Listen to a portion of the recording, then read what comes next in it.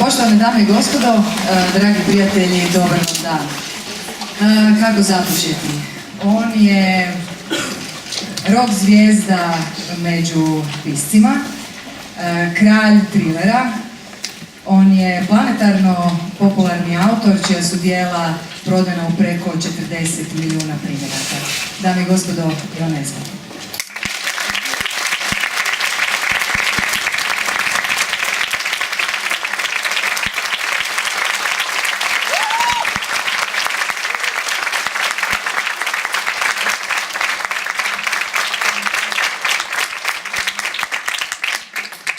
Josipa, izvoli Josipa, slobodno.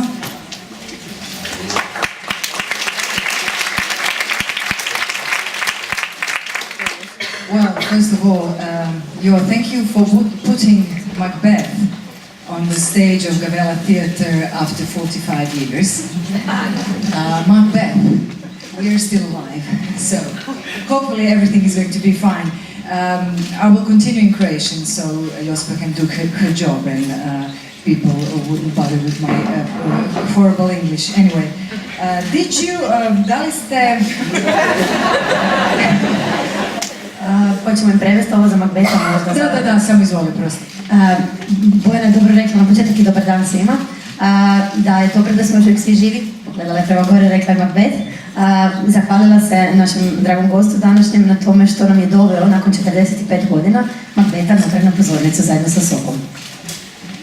Jeste li se plašili prokletstva koje Macbeth nosi sam po sebi, odnosno prokletstva i nezgoda koje se događaju za vrijeme tog dijela? Well, not really. I had heard about the curse. Some of my close friends are actors, and I had heard the story that, for example, Sir Laurence Olivier almost got killed on stage during Macbeth, and there's a lot of stories about people getting injured and being killed when they are playing Macbeth, and that is why they call it. They don't. It's a bad omen to say Macbeth. You're supposed to say the Scottish play. And actually, my publisher told me that it seems like the curse also applies to publishers, because he broke his leg more or less at the same moment that he received the first copy of the book. I on nam se našalio, na kraju vratit ćemo se na ovaj dio, razumjeli ste, ali prevesti ćemo svejedno. Ono što je rekao, čuo je naravno o prokletstvu, o kletvi, jer ima nekoliko prijatelja koji su glumci u Norveškoj. Međutim, ono što je najpoznatije bilo da je slavni sir Laurence Olivier gotovo poginuo tijekom pripreme i izvedbe svoje verzije Macbetha. Da, nije se bojao toga, ali čuo je o tome i dodatno se našalio u činjenici da jedan od predstavnika Fokus komunikacija izdavačke kuće za Nesbøa za hrvatsko tržište je imao jednu nezgodu sa svojim nogom kada je sa sobom u autu nosio prvi primjerak isprintan prvog Macbetha za hrvatsko tržište. Evo, ono što vjerojatno već svi znate, dakle, Macbeth je u sklopu projekta obilježavanja 400. obljetnice smrti Williama Shakespearea pisan. Dakle, zanima nas, je li vas trebalo dugo nagovarati na ovaj projekt?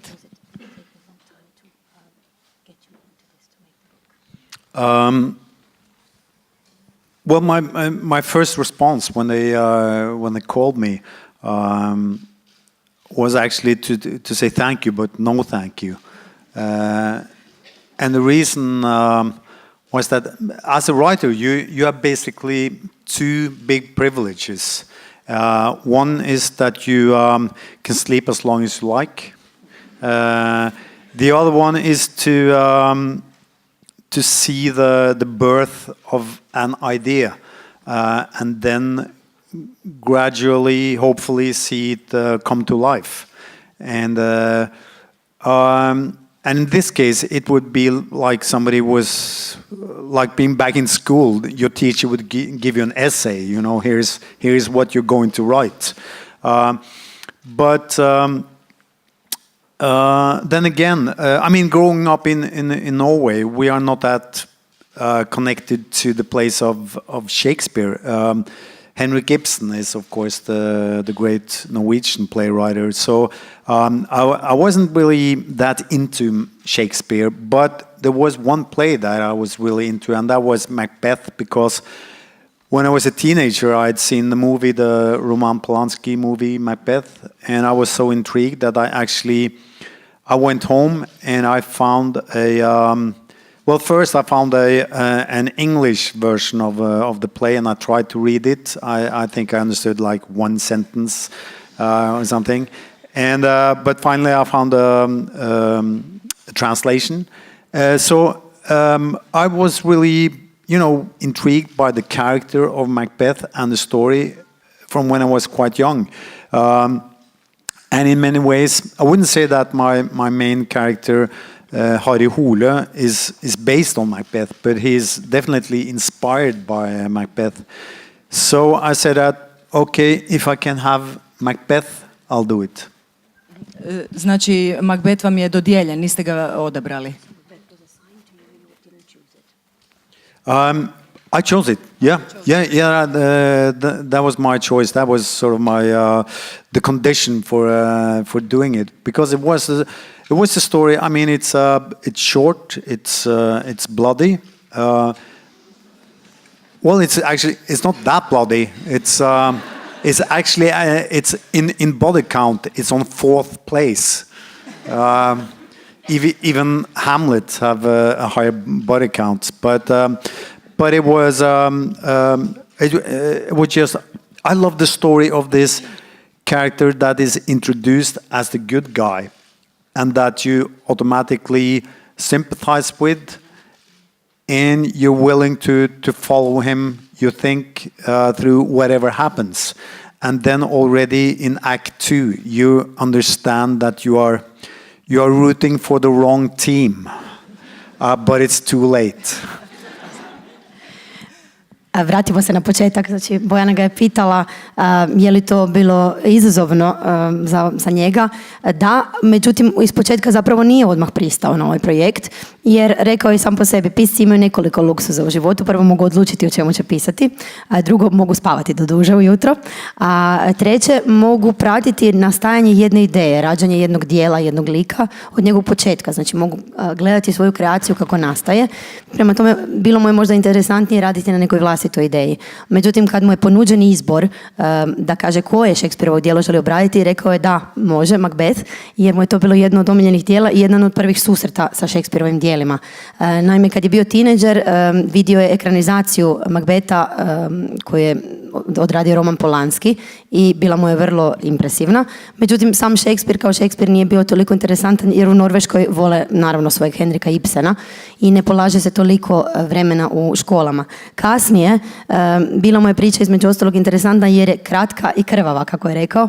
Međutim, rekao je nemojte baš gledati samo u krvavu stranu. Ako uzmemo u obzir Hamleta, puno je krvaviji od samog Macbetha i kada prebrojimo koliko mrtvih tijela ima na kraju, Macbeth je tek na 4. mjestu. Ono što je vrlo bilo intrigantno za našeg gosta jest to da je Macbeth zapravo pozitivac. Kad ga vidite u prvom činu, odnosno u prvom poglavlju, to je lik s kojim se lako možete poistovjetiti, za kojeg možete navijati. Međutim, stižemo do drugog dijela, odnosno drugog čina gdje već se stvari mijenjaju i on mijenja svoju čud i mijenja svoje ponašanje. Bravo. She has a good memory. Da, je li bilo teško pisati u okvirima koje je zadao netko drugi? Sorry? Not really. It was, I mean, normally when I write my own stories, I will spend a long time working on a synopsis. Maybe a year, and the synopsis will be quite detailed. So when I sit down and I start writing the actual novel, I have this roadmap and I stick to that roadmap. So in many ways, the only difference here was that somebody else this guy William Shakespeare had written a roadmap for me. So it wasn't that different really. I spent a lot of time working on the roadmap, seeing if I could, take some detours. And I do take detours, but basically, what I realized quite early on is that it's a reason why Macbeth is considered a masterpiece, and that is if you try to change anything, it all collapses. So I ended up really, although the novel is 500-600 pages long and it's Shakespeare's shortest play, it sticks quite close to the story. And I would say the detours that I take, the possibilities for those detours are already in the play. Jo kaže da sam već za svoja djela radi vrlo detaljne sinopsise, da ponekada radi pripremu koja traje i po godinu dana. Stoga mu nije bilo problem slijediti nešto što ima vrlo preciznu strukturu i kompoziciju. Dapače, u ovom slučaju je jedan veliki književni bard za njega napravio njegov plan puta, kako on to naziva, gdje će se njegovi likovi kretati. Pokušao je pronaći nekakve stramputice ili puteve kojima bi mogao malo dati dodatnih začina Macbethu. Međutim, struktura je toliko dobro napravljena i shvatio je još jednom, radeći na ovome dijelu, zašto se ovo smatra jednim od Shakespeareovih remek dijela, iako je to jedna od njegovih najkraćih drama, a sam Nesbøov roman je između 500 i 600 stranica. Trebalo se držati te dobre strukture jer je bila u tom formatu na taj način iznimno dobro postavljena. Zadržali ste kostur priče koji je Shakespeare postavio, no htjeli ste izbaciti 3 vještice koje su u stvari izuzetno imaju važnu ulogu u Macbethovoj obsesiji. Koji je problem sa vješticama?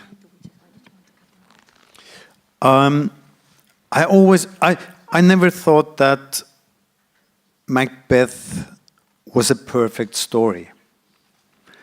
I think most of the stories that I like, they are not perfect. I had a problem with the supernatural element, as many readers have had through the years. And actually, some Shakespeare experts tend to believe that the supernatural element wasn't there in the original play, that it was added later on, maybe as to please one of the kings that was really into the supernatural. But I set my story in the 70s, in this industrialized town that could be any town in the world during the 70s, any big town. Most of us remember the 70s as this, optimistic time of material progress. Actually, if you look at the 70s, especially in the big cities, it was a depressing time. It was unemployment, high crime rates in the big cities, pollution, fear of the nuclear war.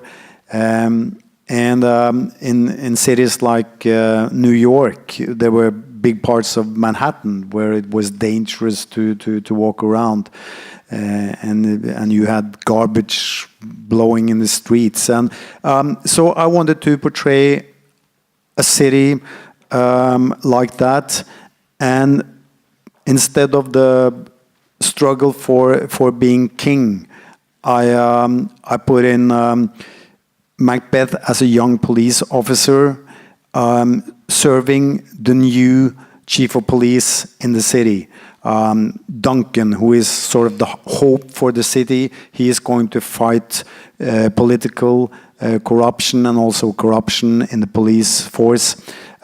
He is going to take on the drug lords in the city, who are the only ones in this imagined city that are making any money.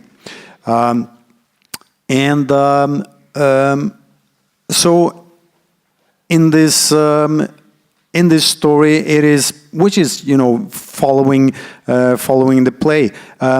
it was needed, the supernatural element. Instead of making them, as in the play, three witches that are, cooking witch's brew, and who comes to Macbeth to give him a prophecy that he is going one day to be king. I made the three witches into three women who are cooking, not witch's brew, but they are methamphetamine. And they are drug dealers, and they come to Macbeth not with a prophecy, but strike him a deal, say that, make an offer that he can't refuse. Well, he can refuse this offer, but eventually he will not refuse this offer, which is if he kills Duncan, the new chief of police, who are dangerous for the drug lords, then he, Macbeth himself, will get the position as chief of police. I on kaže da nije veliki fan nadnaravnih sila i moći, kao i jedan dio njegovih fanova i čitatelja u knjigama, i da zapravo nekada je teško naći razlog zašto uključiti nadnaravno u roman ili u djelo. Međutim, kako je objašnjavao sad prema kraju, pa ćemo povezati, njegove vještice jesu prisutne, nije ih izbacio, shvatio da su bitne, međutim, kao što u originalnom Shakespeareovom dijelu one kuhaju vještići napitak kako bi Macbethu nad time izrekle proročanstvo da će postati kralj, tako ovdje vještice kuhaju, ali kuhaju nešto modernije, metamfetamin, i one su ovdje da bi Macbethu, mladom policijskom inspektoru, zapravo dale jednu poslovnu ponudu, odnosno da bi mu napravile ponudu koju neće moći odbiti. On ju može odbiti, međutim ne odbijaju. Ono što je važno, zašto je to htio osuvremeniti, morate imati u vidu da je njegov grad smješten u 70. i u jednoj vrstu bezimeni grad koji može biti dio Amerike ili Europe u bilo kojem trenutku. U doba kada raste industrijska razvijenost, ekonomski faktori su u porastu, međutim isto tako su i neobična vremena. Ako se uzme u obzir New York, uzeo ga kao primjer grada kojeg je htio prikazati u dijelu, grad u kojem su pojedine četvrte bile zaista po život opasne za hodanje po njima i za istraživanje po njima, smeće posvuda, nered, vladaju bande. Duncan, koji ovdje predstavlja šefa policije i koji zapravo nosi novu nadu za taj grad u kojeg on smješta svojeg Macbetha, je taj koji treba donijeti drugačije okruženje, promijeniti nešto što izgleda kao New York u 70-ima. A s druge strane tu mu stiže Macbeth kao mlada policijska snaga, međutim koja kasnije mijenja svoje raspoloženje.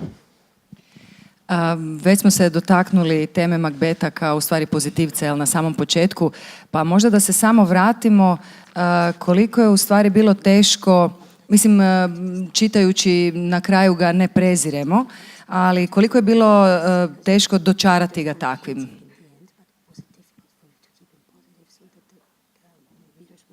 Sve do kraja.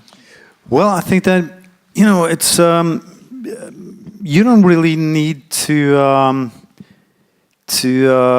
do too much to make people sympathize with him later on. I think that is a strange thing with storytelling. It's all about in which order you tell things.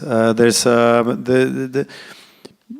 mean, it's if you start a story with a guy, helping an old lady across the street, and you immediately, of course, sympathize with him, and he goes up to a woman, and you can tell that he's married. He's got a ring on his finger, and he's intimate with this young woman. And what you may think is, okay, so what's wrong with his wife? While if you have it the other way around, that you are seeing being a married man, being intimate with this young girl, and then following an old lady across the street, you may think, oh, what is he going to do to that old lady? So it's it's a trick, and it's an old trick. I mean, it's like in the Bible, you have King David fighting Goliath first, and then we know that David is our guy. So when he is sending Urias to the war in order to steal, to make sure that he will get killed, so King David then can steal Urias's wife, then we are really trying to see it through the eyes of David. We are really trying to sympathize with him unconsciously. We are struggling to find a way to justify his actions. Why, if you had told that story the other way around, at first stealing the wife, we would probably have rooted for Goliath in that fight. And it's the same thing with Macbeth. What Shakespeare does in the play is that Macbeth is coming from a battle where he's been courageous, he's been risking his life to serve the new king, to serve Duncan. And like I said, it's like rooting for a football team. You may understand quite early on that this is.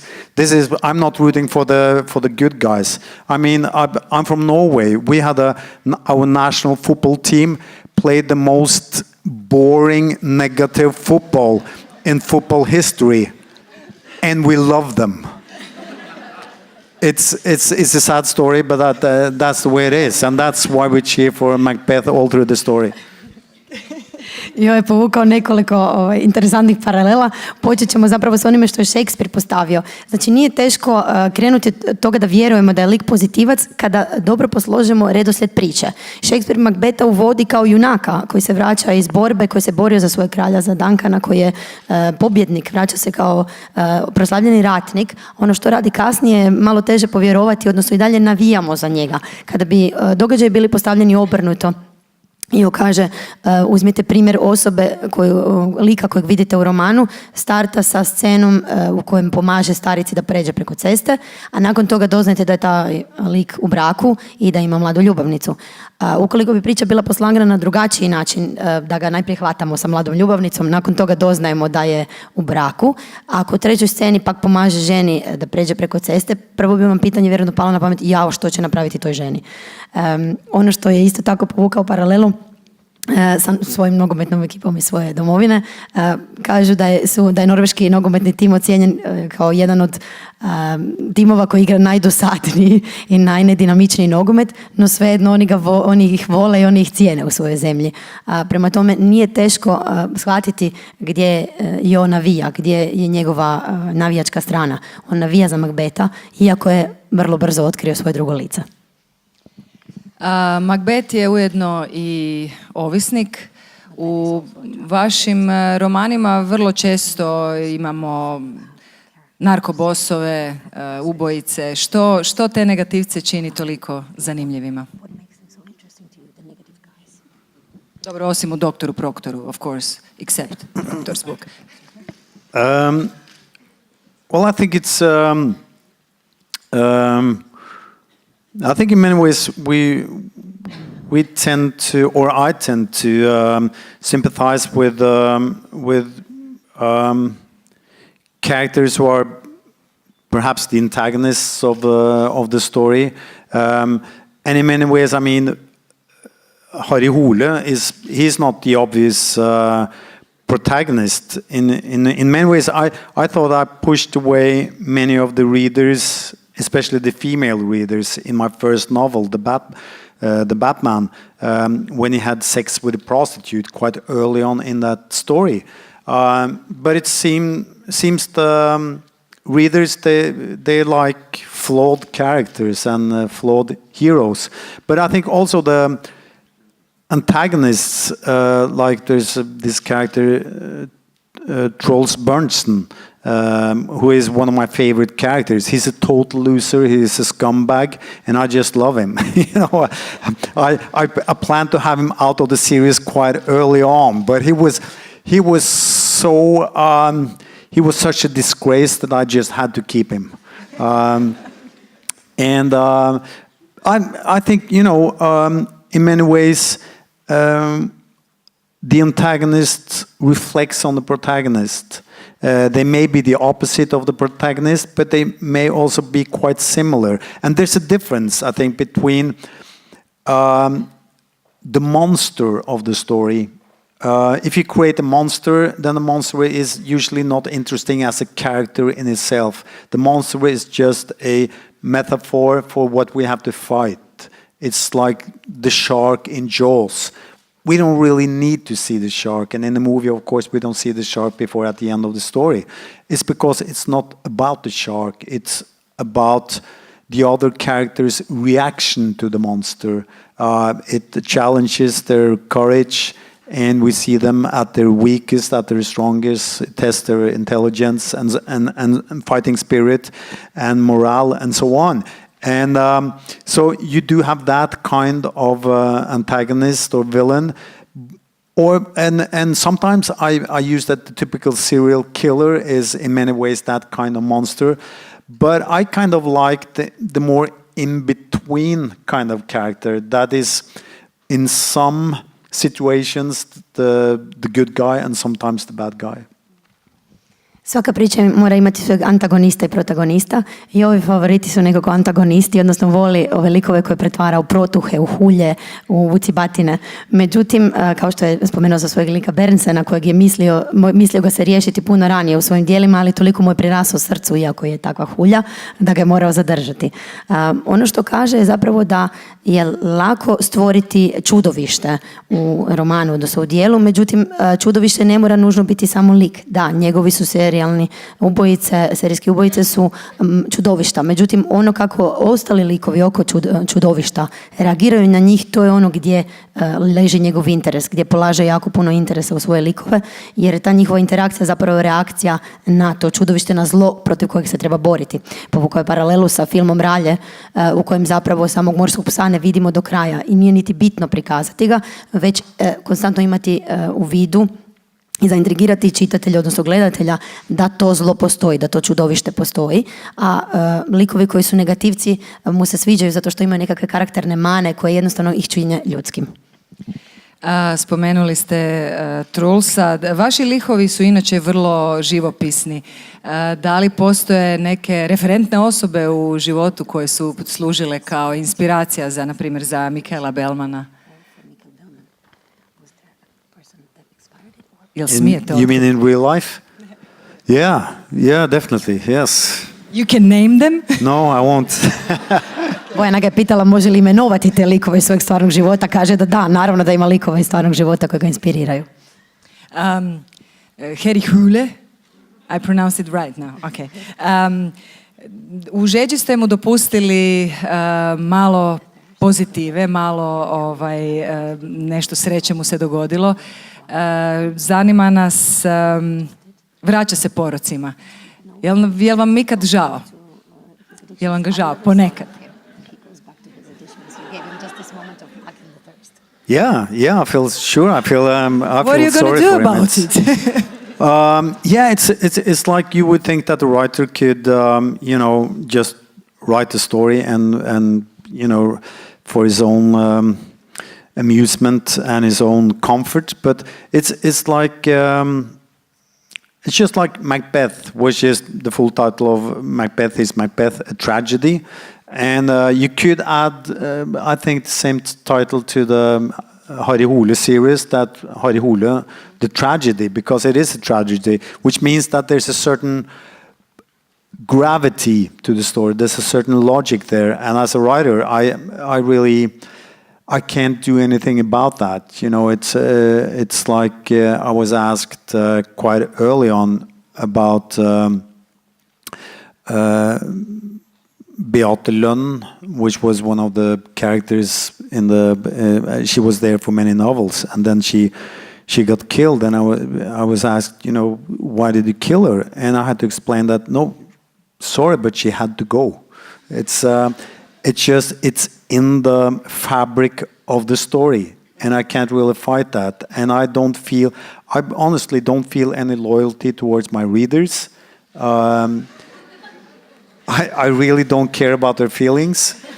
And that's probably what makes you really interesting. I know that the famous English writer Charles Dickens, when he wrote his big novels, he used to publish them chapter by chapter, and then he would wait for the feedback from his readers, what they liked and they didn't like, and so he would write the next chapter according to the reactions. Now, I mean, obviously that worked quite well for Charles Dickens, But that I promise I will never do that. You know, if you give me an advice, I'm more inclined to do the opposite. Jo svečano obećaje da nikada neće poslušati vaša mišljenja i vaše sugestije kao čitatelja, jer nažalost koliko god to vi htjeli, njega to previše ne interesira. On se drži tkiva svoje priče i svojih likova. Povukao je paralelu sa poznatim engleskim piscem Charlesom Dickensom, koji kada je krenuo pisati, objavljivao je svoje djela u pojedinim poglavljima, kako bi iza svakog poglavlja dobio povratne informacije od svojih čitatelja i prilagođavao ih. On to neće nikad napraviti, kažem, svečano je obećao da to neće raditi. Puno ga je čitatelja pitalo zašto je lik Beate, koja je bila prisutna u nekoliko romana, ubijen. Njegov jednostavno odgovor zato što je to moralo tako biti. To je u tkivu priče, to je jednostavno tijek kako se njegovi romani razvijaju. Bojana ga je u početku pitala nije li mu žao Harrya Hullea i činjenica da mu je samo u žeđi omogućio trenutak sreće, rekao je da da. Iskreno da, međutim takva mu je sudbina. Kao u Macbethu, što je Macbeth je naravno tragedija, jednako tako bi cijeli zapravo serijal koji ima Harrya Hullea mogla biti jedna vrsta tragedija Harrya Hullea. On suosjeća, međutim jednostavno prati njegov razvoj i slijedi to, ne može ga mijenjati na drugačiji način. Imate li predodžbu kako će Harry završiti ili je to nešto što dolazi kao trenutna inspiracija?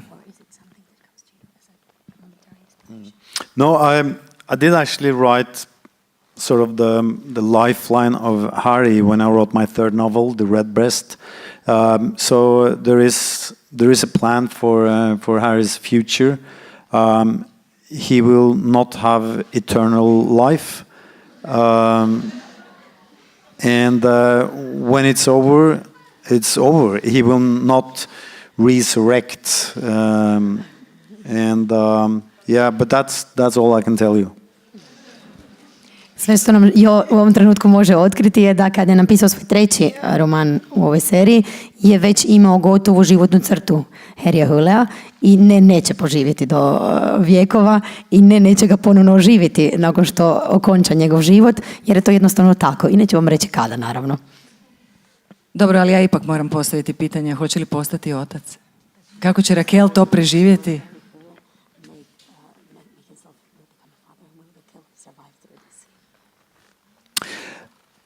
Of course, I could tell you, but then I would. But then you have to kill me. But then I would have to kill you, right? All of right. us. Shvatili ste, kaže, mogu bi vam reći, ali kaže, Bojani morao bi vas ubiti tada. Ok. Nismo uspjeli ovo izvući iz nje. Nismo uspjeli. Zaokupljaju vas teme korupcije u društvu, iako iz naše perspektive norveško društvo djeluje poprilično uređeno.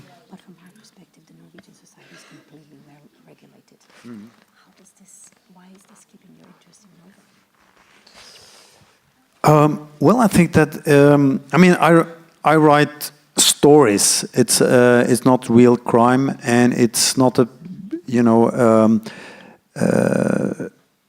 necessarily a true image of Norwegian society or Oslo as a city. The Oslo that I describe in my books, it's 90% the real Oslo, but it's a little. It has a dark twist. It's sort of a Gotham City version of Oslo, and that is because I'm writing about moral dilemmas. I think that is what's at the core of the book, and Oslo is just a backdrop, and always just a backdrop for those stories. Then again, the sins of society, you find them in every society, and also in the Norwegian society. So although there is less corruption in Oslo than in other cities, perhaps, then it doesn't mean that corruption doesn't exist. And also, if you look at the crime scene in Oslo, there are probably committed more murders in my novels than in Oslo for the last 50 years. But you can take the drug scene, for example, in Oslo. Most people don't know this, but Oslo was and still is one of the worst drug cities in Europe when it comes to heroin. We have more deaths from overdoses than almost any other city in Europe. And So there's the Oslo that you see when you get there as a tourist may not be the whole picture. Well, in a lack of inspiration, you can always come to Croatia. Da završimo s ovime što je Bojana rekla, ako mu ponestane inspiracije za zločine i korupciju, može uvijek doći u Hrvatsku. I actually did for one of my books. I know. I potvrđuje. I došao je i inspirirao se u jednoj od knjiga. Ono što Jo kaže je da ne smijemo nikada zaboraviti da on piše priče i da zločini koji se događaju u njegovim romanima su i dalje priče. Norveška naravno nema tako visok stupanj zločina, našalio se i rekao je da je vrlo vjerojatno puno veći broj u zadnjim godinama ubojstva tih koji se događaju i u njegovim romanima, a ne zaista u Oslo. Oslo koristi kao svoje platno, kao svoju pozadinu za svoje priče i likove. I da, slaže se, Norveška jest uređenija zemlja i možda korupcija nije toliko sve prisutna u društvu, međutim grijesi društva postoje u svakoj zemlji pa i u onim najuređenijima.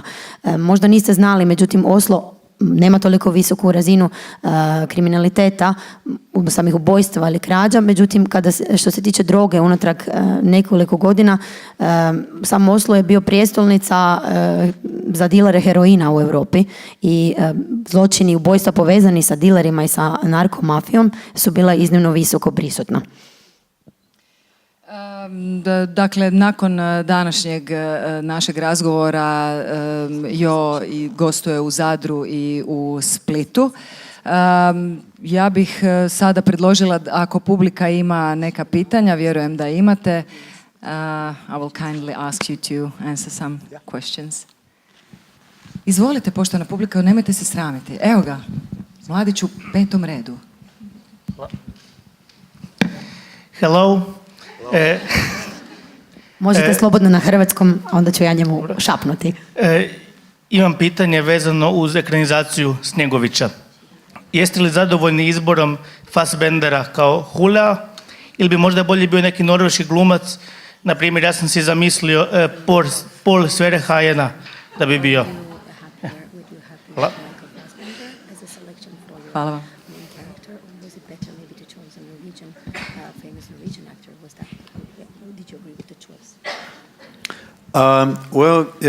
You know what? I haven't seen the movie.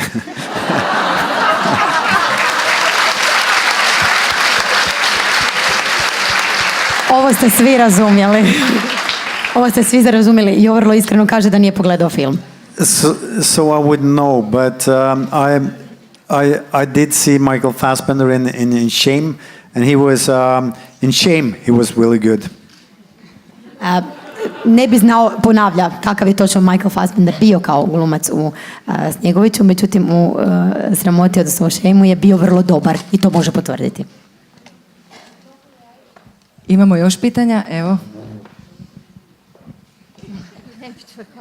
Mogu na hrvatskom, jel da? Naravno. Ovako, ono što je, pročitala sam sve romane Nesbø jer sam njegova obožavateljica i ono čim je izašao, ko ovisnica sam ih rezervirala.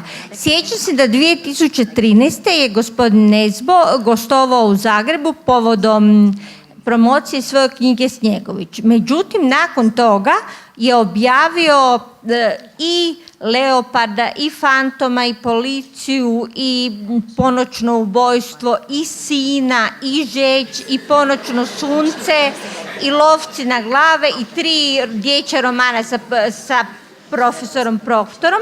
Pa me zanima kako je u tako kratko vrijeme uspio napisati tolike romane, to ono što me fascinira, kako mu je to uspjeva. Mada ja se sjećam kad su ti romani izlazili, mi njegovi obožavatelji smo si rezervirali, čim smo dočuli da je došao njegov roman, jurili smo u knjižnice poput ovisnika.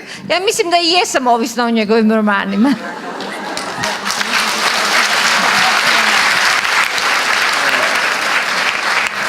On je skroman, ja ću reći talent. Well, I'm impressed that you can read so many books in such a short time. Impresioniranje što možete toliko knjiga pročitati u tako kratkom vremenu. So we'll keep up the work, right? I'll write and you read. Držat će dobar tempo i nastavljat će pisati, a vi ćete dalje nastavljati tim tempom čitati. Evo, ja sam dobila mikrofon. Tu sam u prvom redu. Tu.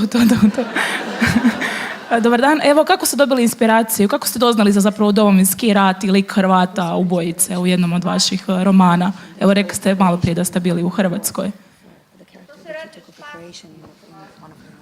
Yeah, I think yeah, it's based on real characters, and that's the reason why maybe I shouldn't go into it in detail. But those are based, as you probably know, here in Zagreb on real events, of course, but also real characters.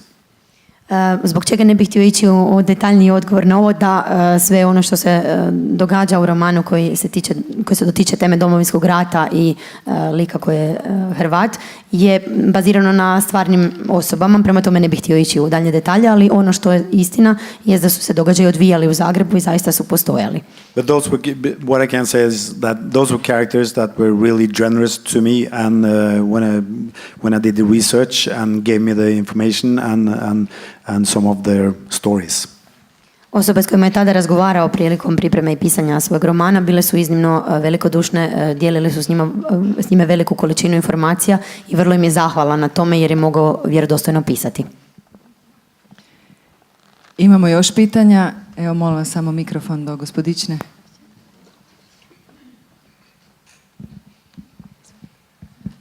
S kime sve razgovarate kako bi saznali sve te detalje policijskih istraga?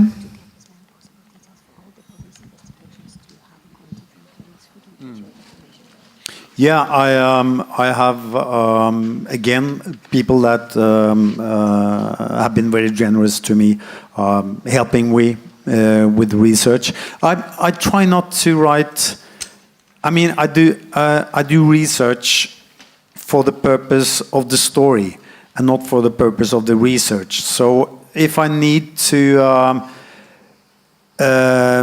need something that isn't quite actually how they work, then I will follow the story and not the facts. But I think it's good for a writer to know when he is lying and when he is telling the truth. So at least I know that. I kod ovog pitanja može odgovoriti, znači ima i ovdje osobe koje su vrlo velikodušne prema njemu, pomažu mu puno s informacijama i detaljima koje dijele s njime, međutim ono što je važno za pisca, kako ispričati priču i jako dobro znati kada zaista iznosi činjenice, a kada laže, odnosno kada prikriva istinu kako bi priču učinio interesantnijom.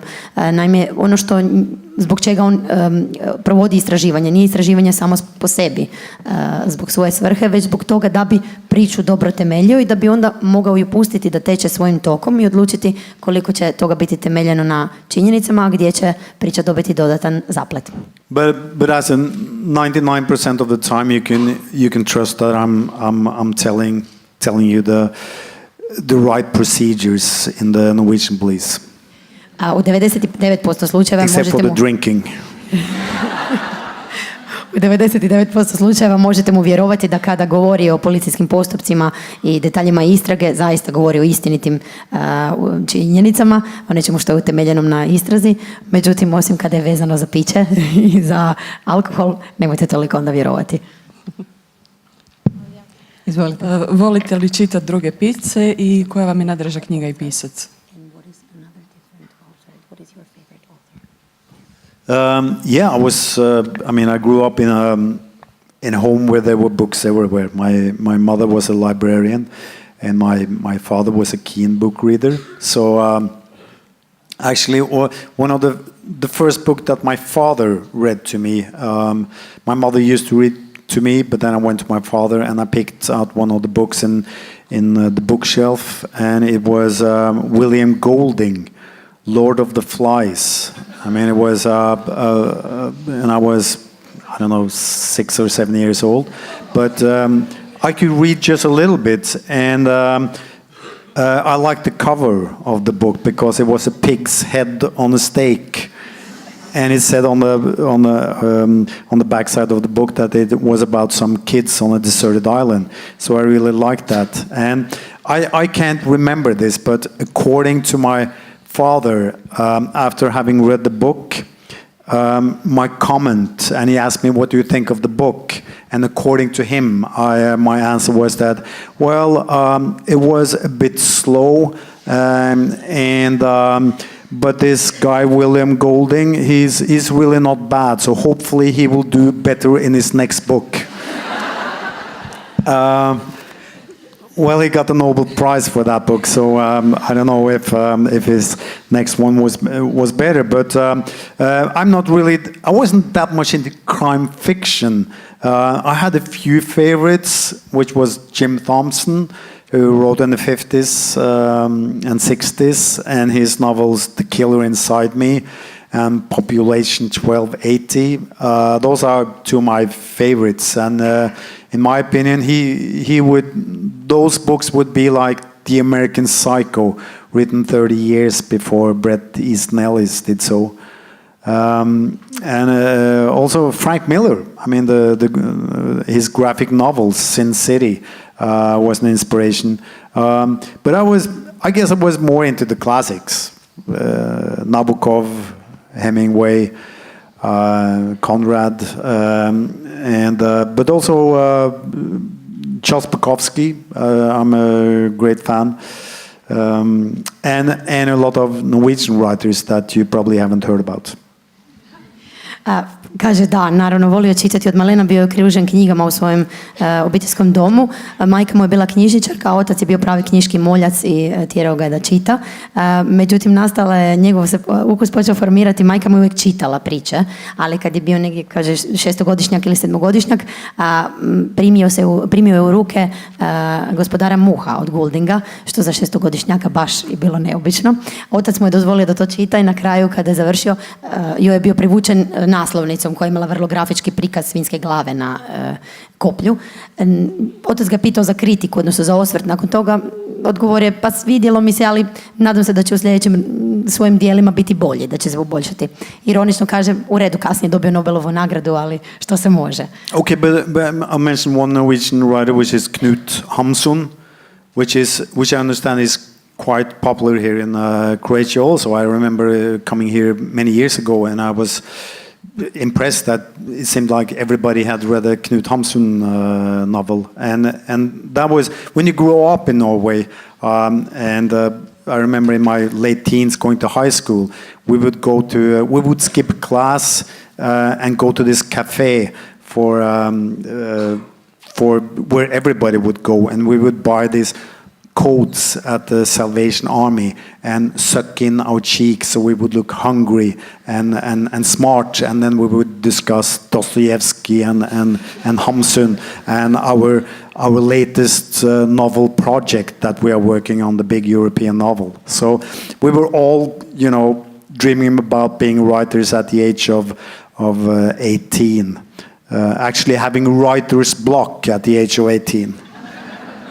Vratio se samo prije nego spomenuo njegove omiljene pisce, vjerujem da ste i razumjeli, jako puno klasika je tu, čitao je Nabokova, naravno i Bukovskoga, Hemingwaya, spominjao je Jima Thompsona, njegova dva dijela koja su bila vrlo grafička, vrlo interesanta kao i Sin City, jednako tako zbog svojih vrlo grafičkih opisa. Međutim, ono što kaže, kada je bio tineđer, odnosno u svojoj 18. u odrastanju u Norveškoj, imao je neobičan grušok prijatelja koji su svi bili mlade nade, koji su htjeli postati pisci, koji su se znali okupljati u jednom kafiću, uvlačiti obraze da bi izgledali kao da su izgladnjeli pisci iz prošlih vremena, kupovati kapute u second hand dućanima i diskutirati o tome kako već sada u 18. godini imaju zapravo blokadu u pisanju i ne znaju kako dalje. Jednako tako razgovarali su o svojim velikim projektima koji će postati poznata europska djela, ne samo norveške književnosti. Naravno spomenuo je i Hansena i Knut Hamsun, to je jedan od njegovih, kad ste pitali, norveških pisaca koji koliko zna je popularan i kod nas, ali isto tako koji je njemu drag. Između ostalog rekao je da uzmete u obzir da su diskutirali u svojim 18. godini o Dostojevskom, o postojanju života. Što ga inspirira je čitanje. Hrani ga jako puno različitih ideja. Evo imamo još pitanja. Hi, what kind of music do you like and do you listen to music while you write? And could you tell us something about your writing process? Do you need any special settings or things while you write? Okay. Jedna od naših sudionica je pitala koju muziku voli slušati, slušali glazbu dok piše, kakav je proces, koji su njegovi rituali, ima li neke posebne običaje dok piše, dok se priprema za pisanje? Yes, I definitely listen to music when writing. It's a bit strange because I have this lovely apartment in Oslo with a view of the city. I bought a desk that was especially made for that room, a big desk. And it has a big computer, it has the coffee machine, and it has all my music. I have a beautiful sound system there. And it's the only place where I cannot write. So what I do is I bring my laptop to this very small coffee shop in the neighborhood, and my favorite table is always taken because, like I said, the privilege is when you're a writer is that you can sleep as long as you like. So I go in there and I sit opposite the table, on my favorite table, to the person sitting there, and I stare at this person until he or she leaves, and then I can start working. But it's a noisy place, so then I bring my headphones and I listen to music, and it can be any kind of music. Could be, hard rock.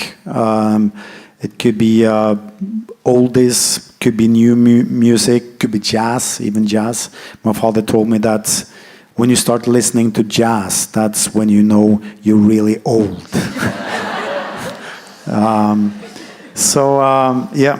Anything really. Krenut ćemo i izbora glazbe koju sluša. Da, potvrđuje da sluša glazbu kada piše, posebice kada mu glazba služi da bi bila bukobran kad piše u kafiću. Sluša žestoki rock, ponekad sluša evergreene, nešto modernijega, i sluša jazz. Sjeti se uvijek svojeg oca koji mu je napomenuo da kada počneš slušati jazz, zaista znaš da si ostario. Opisao je vrlo detaljno svoj stan u Oslu, u kojem je uredio prekrasnu dugačku dnevnu sobu u kojoj ima pogled na cijeli grad. Dao je posebno izraditi veliki stol za pisanje za sebe, veliki kompjuter, veliki ekran, aparat za kavu, sve da bude podređeno njegovom pisanju, i to je jedino mjesto gdje on zapravo ne može pisati i ne može biti kreativan. Gdje odlazi? U obližnji kafić koje je malo, skučeno mjesto, i obično se mora izboriti za svoj stol, jer kao što je prije spomenuo, pisci imaju privilegiju da njihovo radno vrijeme starta nešto kasnije nego od nas običnih smrtnika, pa mu je taktika da sjedne preko puta osobe koja sjedi za njegovim omiljenim stolom i da dovoljno dugo zuri u njihove oči dok ne odustane, maknu se i daju mu prostor za pisanje. Naravno, nakon toga to je prostor u kojem je buka, pa kad krene pisati sa svojim laptopom, najčešće se stavlja slušalice na uši i kreće sa slušanjem glazbe. Imamo, ja mislim, još jedno pitanje, izvolite. Evo, ja imam dva kratka. My father also told me that, but with the blues. So, I have two questions. Na hrvatskoj. Dajte na hrvatskoj, molim vas. Ne znam da li Jo zna, ali on je zapravo san svakog hrvatskog nogometaša, odnosno dječaka. Propala mu je nogometna karijera zbog koljena, koji meni, ali on je završio na Wikipediji, pa se može hvaliti da je bar bio nogometaš. U nekim knjigama provlači se neko njegovo prijateljstvo ili podbadanje sa velikom nogometnom zvijezdom Oleom Gunnarom Solskjaerom, pa me zanima koliko su zapravo dobri prijatelji. To je pitanje broj 1. I pitanje broj 2 se tiče samih knjiga. Mene zanima kako je to kad smisli tipa neko ubojstvo, recimo ko u Leopardu, frajeru iskoči kugla s bodljama u glavu, i kad mu to padne na pamet kao super oružje, probošće mu glavu na 16 načina, i sav je sretan i onda dođe zaspat pored žene, bivše. Znaš, kako možeš zaspat kad smisliš tako krvave stvari, sretan, evo.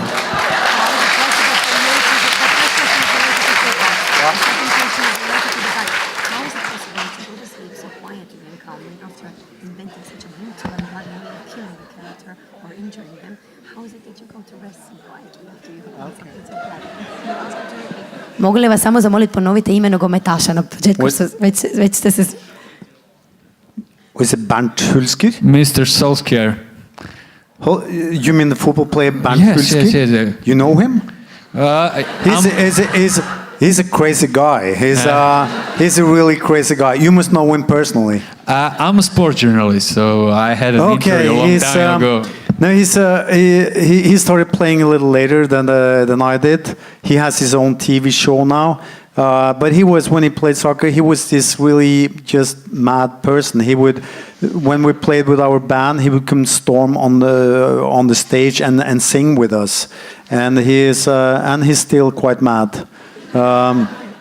Yeah, he was. No, you know, the good thing about being injured when you're at the age of 19 is that you never get to disappoint all the people that think you're the new Maradona or something, which is what, you know, realistically happened to most talents, is that they never fulfill their promise. And to be realistic, that is probably what would have happened to me too. So there's only upside in being injured when you're 19, I guess. Yeah, but you were striker, I was defender. You can tell you were talented. I cannot tell that, you know. Your second question was, how can I go to sleep with... Well, actually, it's... in many ways, it's it's the other way around. That the most gruesome murders, I don't write about them before I go to bed. It's more like I wake up in the morning at 7 o'clock, and staying in bed when you're in that half dream-like state. That is when I come up with the most gruesome killings. And that's why I jump out of bed and say, yeah, and I run to my coffee shop and I stare at this guy on the table, and as soon as it's left, I'm going, yeah. Grumpy in the morning, okay. Prvo da pojasnimo temu vezano za nogomet. Mladi gospodin je sportski novinar, jesmo dobro razumjeli. Postavio pitanje vezano za poznatog nogometaša i bio je odmah odgovorio, ili ga poznate osobno ili morate znati da je zapravo pravi luđak, da je vrlo neobičan lik. Kada je i on nastupao sa svojim bendom, dotični bi nogometaš došao, skakao bi na pozornici kao luđak, pridružio bi im se, nebitno kolika je bila publika i koliko je bilo prostora ispred njega. Ono što je rekao da je zapravo velika prednost ponekad u sportskom svijetu biti ozlijeđen sa 19 godina, jer ste se lišili mogućnosti da razočarate brojne ljude koji su vas podržavali u vašoj sportskoj karijeri, odnosno nogometnoj karijeri. Posebice ako su mislili da ćete postati sljedeći Maradona. On je tu vrlo realističan i kaže, vrlo vjerojatno bi se to i kod mene dogodilo da nisam bio ozlijeđen sa 19 godina, ko zna gdje bi završila zapravo njegova nogometna karijera. A ono što se tiče pisanja o vrlo okrutnim i krvavim ubojstvima, naravno ne piše ih prije nego što ide na spavanje, kako mu to ne bi dalo loše snove, već ujutro kad je u stanju polusna, obunilo još uvijek od sna, tada mu dolaze najkreativnije ideje za najživopisnije opise ubojstava i zato je opisao kako zapravo iskače vrlo energično iz kreveta i žuri u svoj omiljeni kafić kako bi sjeo za laptop i počeo brzo kucati ono što je smislio u jutarnjim satima.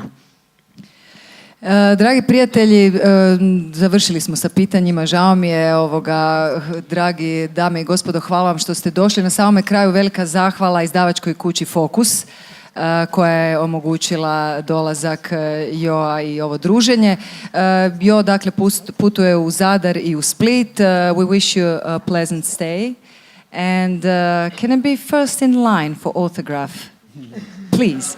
Dame i gospodo, možete se približiti pozornici i Jo će naravno koliko mu to vrijeme dopušta potpisati knjige. Još jednom hvala vam lijepa.